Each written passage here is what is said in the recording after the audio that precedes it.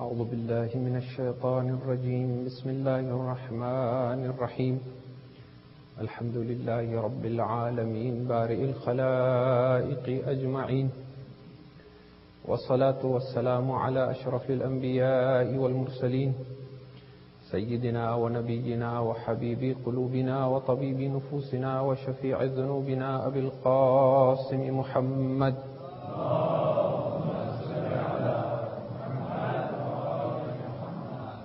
ثم الصلاة والسلام على آل بيته الطيبين الطاهرين المظلومين واللعنة الله على أعدائهم أجمعين من يوم عداوتهم إلى يوم الدين. أما بعد، فقد قال الله تبارك وتعالى في كتابه بسم الله الرحمن الرحيم وما الحياة الدنيا إلا لهو ولعب وإن الدار الآخرة لهي الحيوان لو كانوا يعلمون. صلوات على محمد.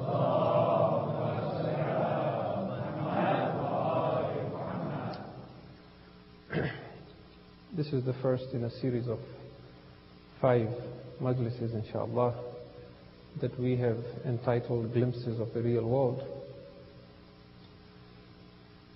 The verse of the Quran that I have had the honor of reciting before you right now is from Surah Al-Ankabut, which is chapter 29 of the Quran, verse 64. Allah subhanahu wa ta'ala tells us, وَمَا هَذِهِ الْحَيَاةُ الدُّنْيَا إِلَّا لَهْوٌ وَلَعِبٌ. And what is the life of this world except a pastime and a game? What is the life of this world except an idle pastime and a play? وَإِنَّ الدَّارَ الْآخِرَةِ لَهِيَ الْحَيَوَانِ. But the home that is in the hereafter, that is real life. لَوْ كَانُوا يَعْلَمُونَ. If only they knew. Salawat ala Muhammad.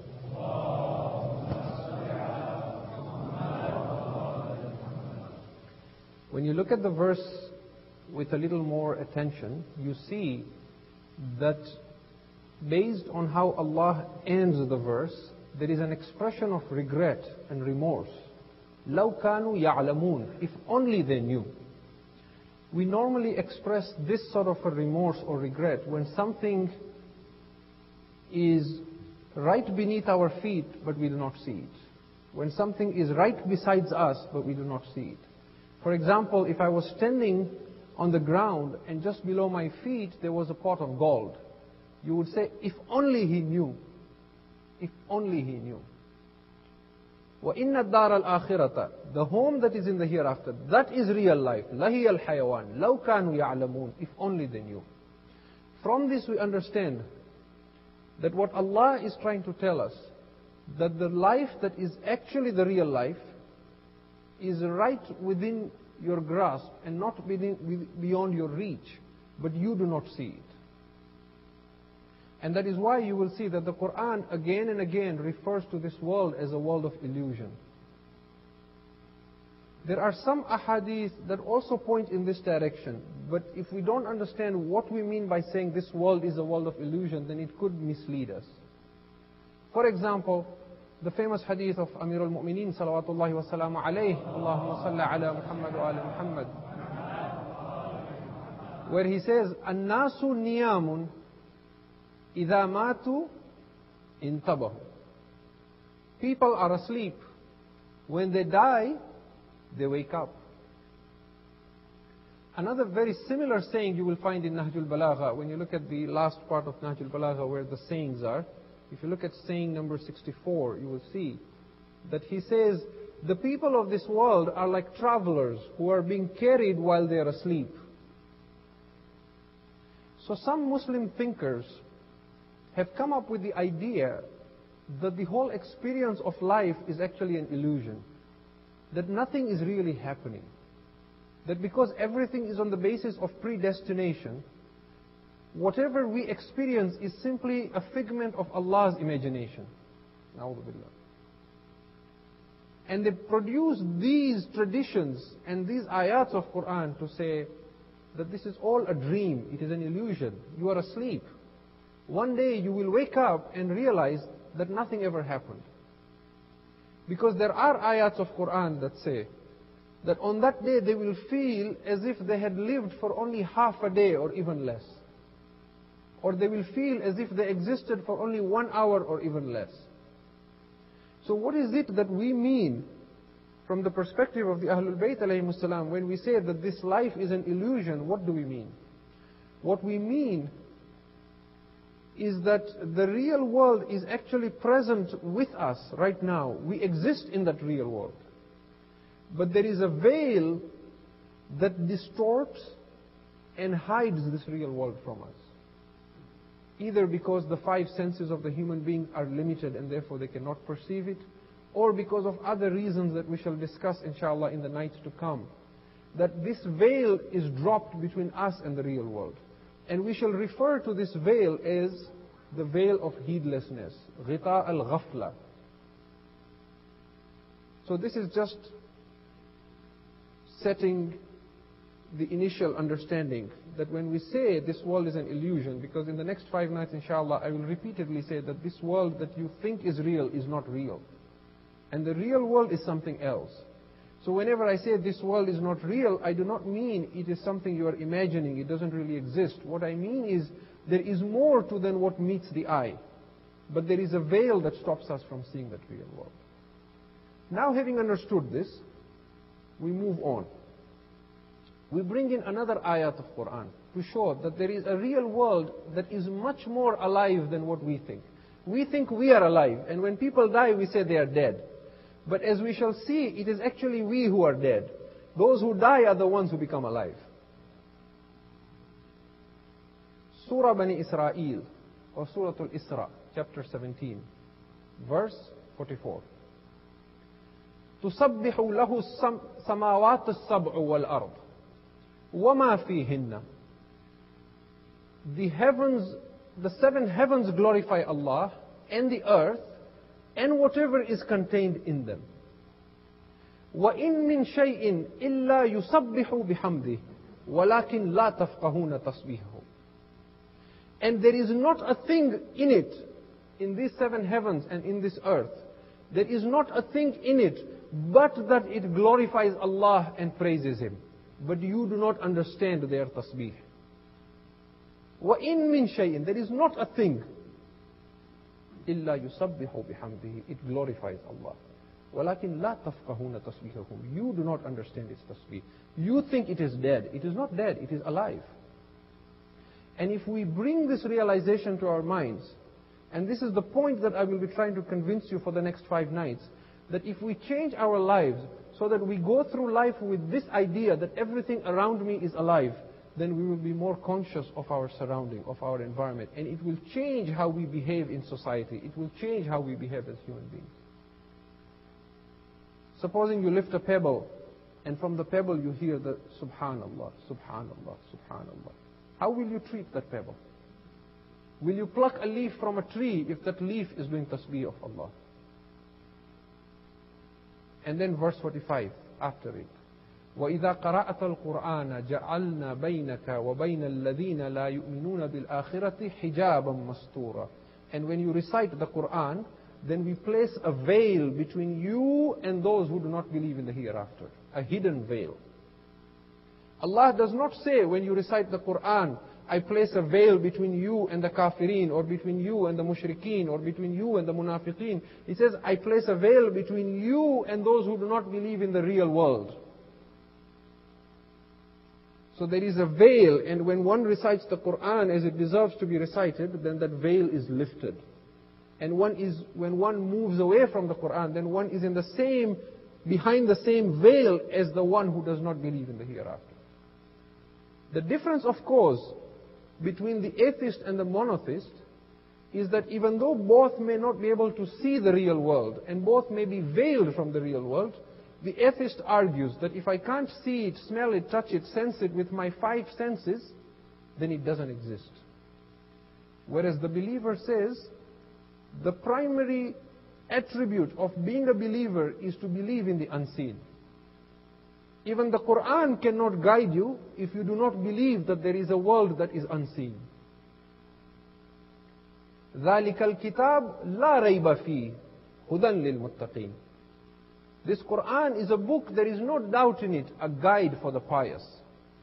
الَّذِينَ يُؤْمِنُونَ بِالْغَيْبِ, those who believe in the unseen.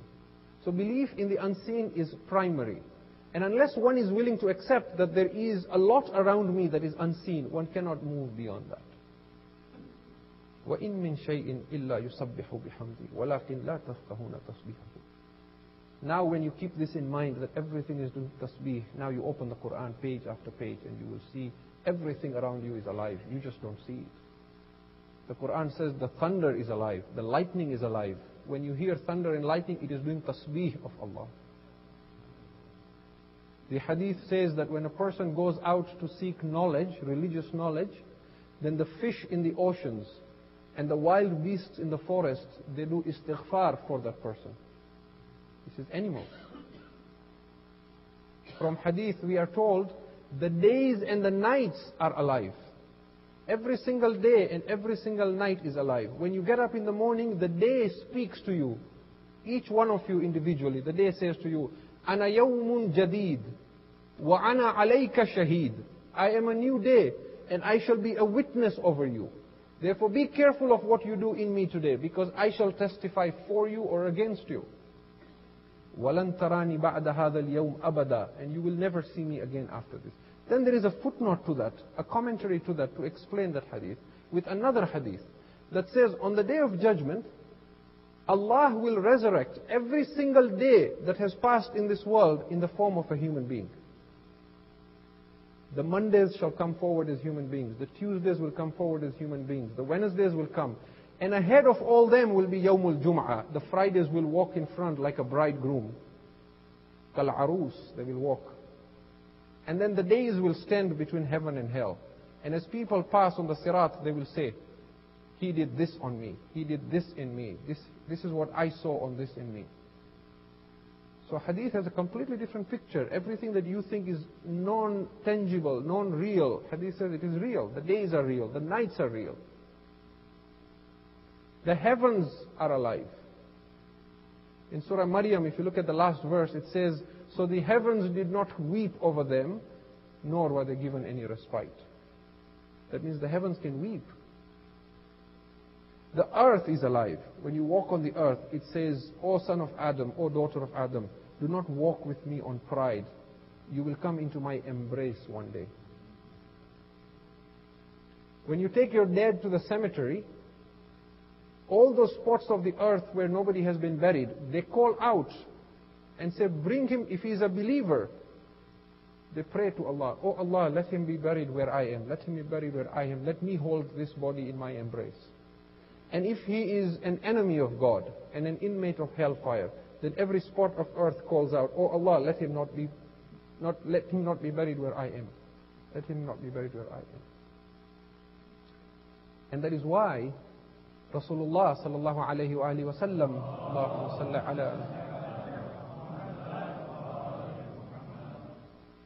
he said, if you want to lead a virtuous life, then always live your life as if those two angels that are with you are two men walking on either side of you, day and night, like rajulain as-salihain, two righteous, pious, virtuous men. They are with you all the time. Be conscious of that fact all the time, and you will be ashamed to sin. Supposing this was a reality for us, then our behavior would be different, because we would say, if there are 100 people in this room, there are actually 300 people in this room, because besides every one of you, there are two. Now when you leave your home, how would you leave from your home if there were two pious people with you? How would you sit in the car? How would you come out of your car? How would you walk into the mosque? How would you go back to your family?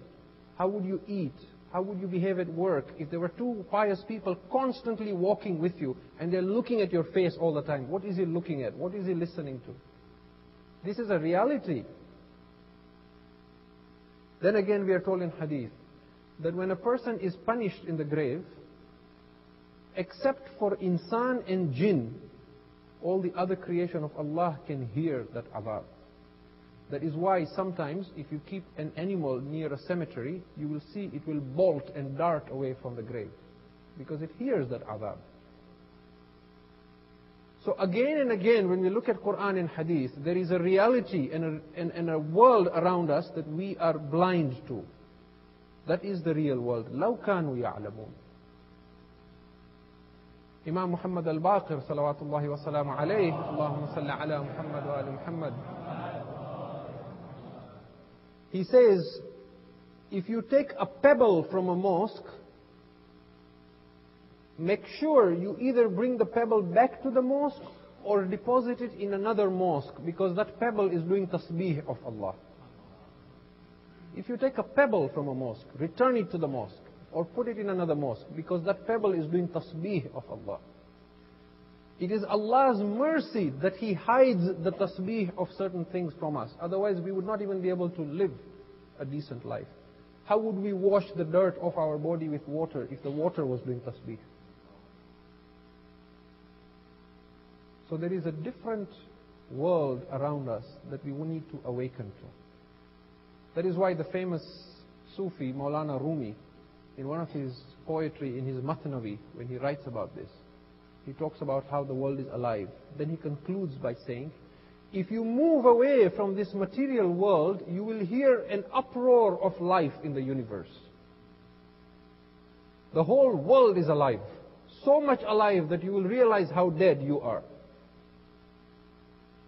Because in the real world, the staff of Musa becomes a serpent. In the real world, the ocean is alive, so when Musa commands it, it splits and becomes two walls of water. In the real world, when Dawood alayhi salam begins to sing the praise of his Lord, the mountains move from side to side and they do tasbih with him. This is Quran, not even Hadith. The mountains are alive. In the real world, when Dawood holds iron, it turns into wax in his hands. Because as we shall see in the later nights, that a lot that you see in this world is actually the opposite in the hereafter. In the real world, Sulaiman talks to Hudhud. In the real world, Sulaiman talks to ants. This is the real world. When the veil is lifted, it is very normal. It is not a miracle. In the real world, the winds are alive. They carry Sulaiman with his throne and his whole entourage. If you look at the heavens, you see the king on his palace with his army moving in mid-air. This is the real world, not the world that you see. In the real world, fire turns into a bed of rose for Ibrahim. In the real world, when the Habib of Allah points to the moon and tells it to split, it is alive, so it splits. In the real world, when Rasulullah lifts pebbles in his hands, the pebbles begin to do tasbih. So the pebbles are still doing tasbih today. What is missing is the hand of Al-Mustafa. If his hand was here, salawat ala Muhammad wa ala.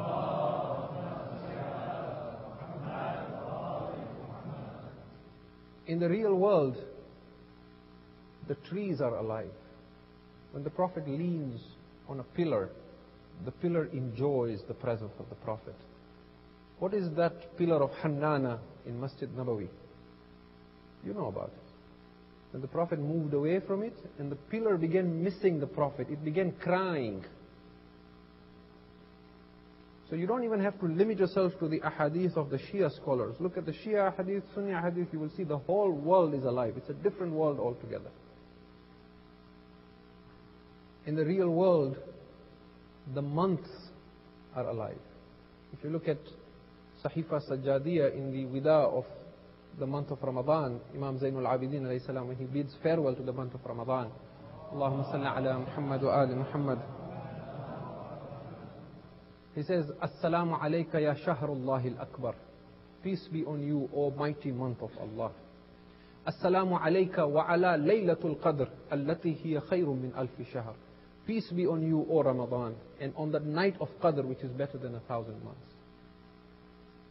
Assalamu alayka ma ahrasana bil amsi ilayk, alayk, wa ma ashaddu shawqana ghadan ilayk. Peace be on you, O month of Ramadan. How much we feel the pain of losing you, and how much we yearn and long to see you again. So he's talking about these things, he's not just personifying them. He is telling us that these things are real. Everything is real. And that is why when you go to hadith, you will see that when we talk about the hereafter, which is the real world, which is present even now, but you do not see it, everything is alive. The mizan is alive. The mizan on which your deeds are weighed, it has a tongue. And when the deeds are placed, it speaks where this person belongs. The sirat is alive. The heaven, the paradise, Jannat is alive. The fire of hell is alive. It says, Hal min mazid, Hal min mazid. Are there any more? Are there any more? It's also in Quran, not even hadith. The fruits in heaven are alive, they talk. The throne on which the believers sit in paradise, that is alive as well. Everything in this world is alive. The only difference is that we live in a dimension where there is a veil, and that time-bound dimension stops us from seeing this real world. Salawat ala Muhammad wa ala Muhammad.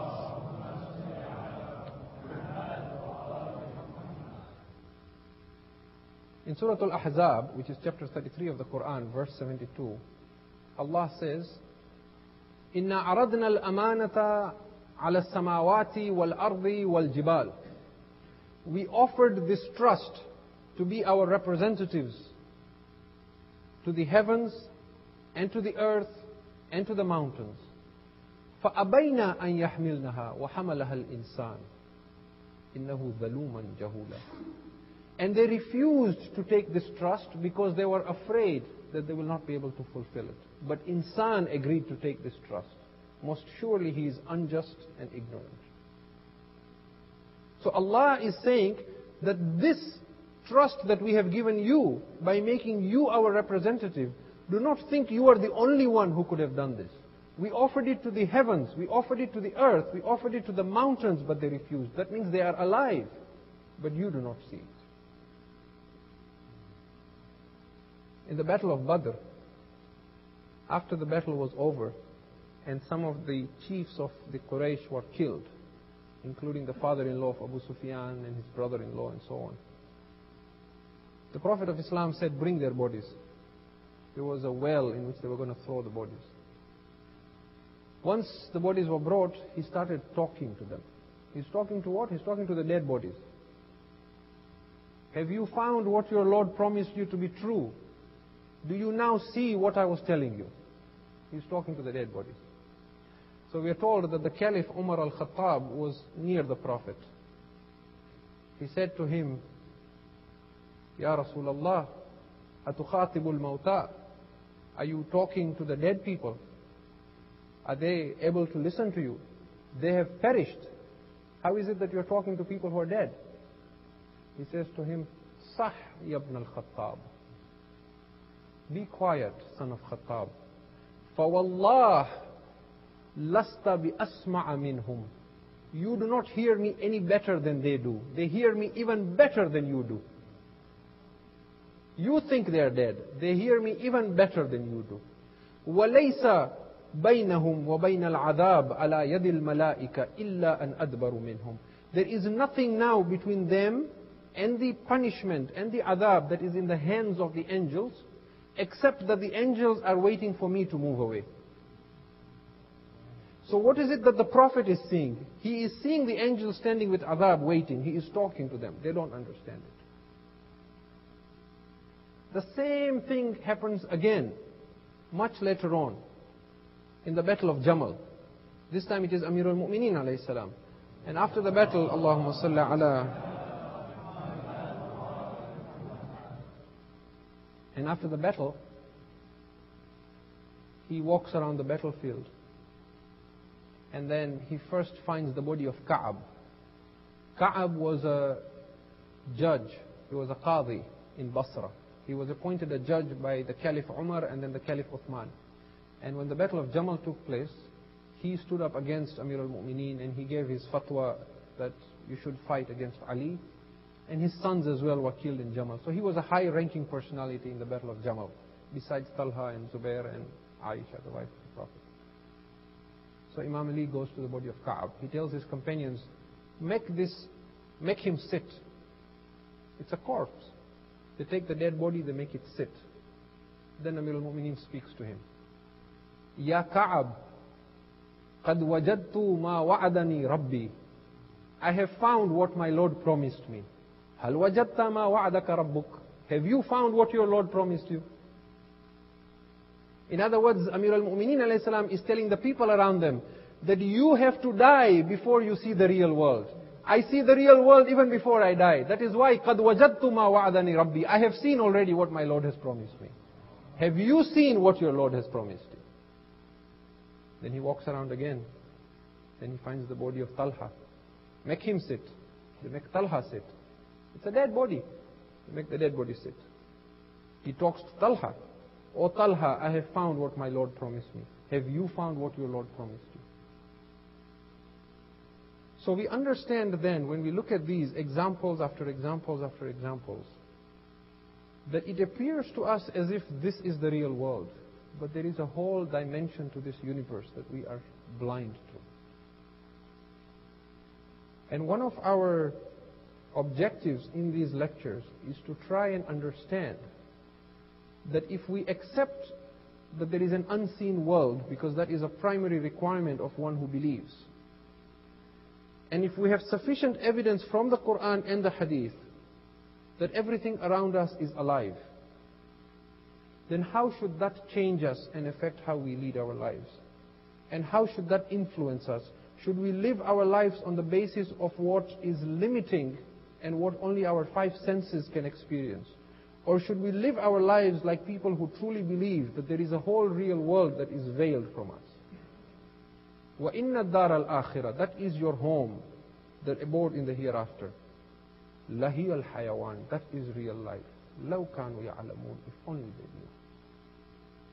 And that is the point that we want to go to over the nights to come, inshaAllah. So when we talk about miracles and mu'jiza, what we begin to realize that when a prophet or when an imam is performing a miracle, they are not really doing something that is impossible. All they are doing is lifting the veil momentarily from us. And if we learn to lift this veil, then what appears to be miraculous no longer appears to be miraculous anymore. For example, when Rasulullah sallallahu alayhi wa sallam, Allahumma salli ala Muhammad wa ala Muhammad,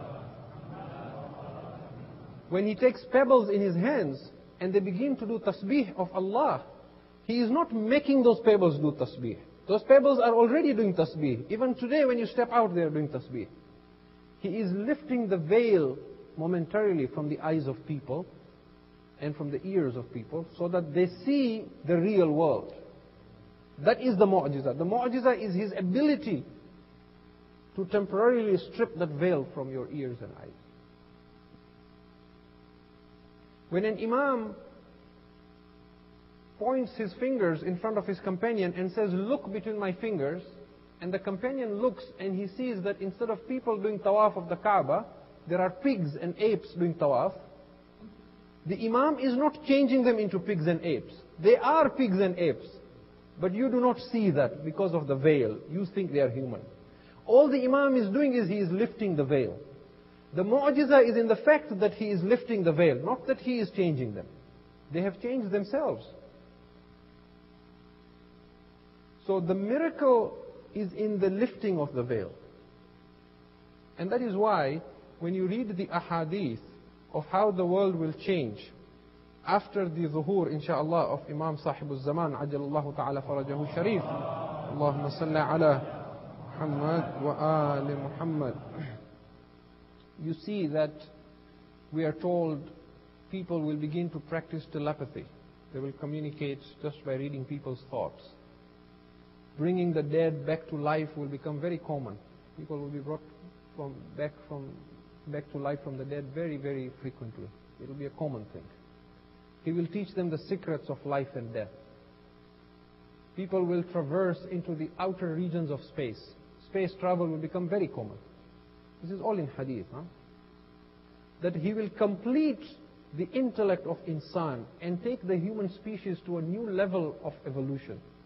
Not physical, but intellectual and spiritual. And the Quran points to this as well. In Surah Al-Rahman. Ya ma'ashar al-jinni wal-ins. إن استطعتم أن تنفذوا من أقطار السماوات والأرض فانفذوا لا تنفذون إلا بسلطان.